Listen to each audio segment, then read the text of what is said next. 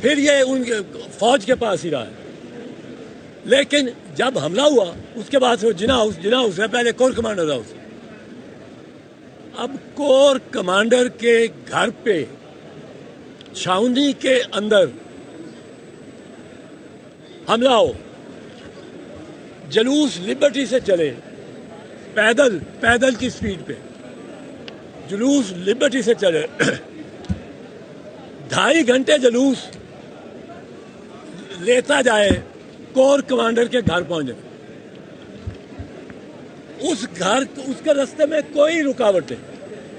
کدھر ہے آئی G police, کدھر ہے ڈی آئی جی پولیس، کدھر ہے ایس ایس پی پولیس؟ پہلے تو کٹہرے میں ان کو کھڑا کرنا چاہیے کہ آپ اتنی بروٹل، اتنی وحشیانہ لاٹھی چارج کرتے ہیں، ٹیئر گیس پھینکتے ہیں، گولیاں بھی چلائی ہیں آپ نے ربڑ کی. آپ نے یہ جلوس جاتا نہیں روکتے تھے. پھر چھاؤنی میں جب جائے ایز یو انٹر، وہ ناکا لگا ہوا ہے، ناکے پہ ایک چڑیا کو نہیں گزرنے دیتے. ایک فرد جا رہا ہو اس کی تلاشی ہوتی ہے، کاروں کی تلاشی ہوتی ہے. ناکا کدھر گیا؟ وہاں تو پوری ایم پی کی ایک بٹالین کو آ جانا چاہیے تھا.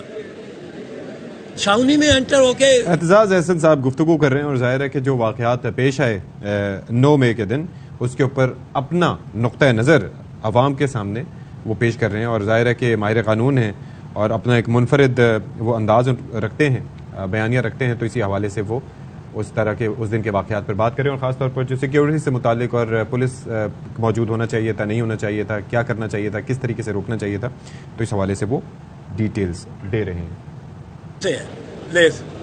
وہ 5 گھنٹے اس کو مسمار کرتے رہتے اور ویڈیو چل رہی ہے.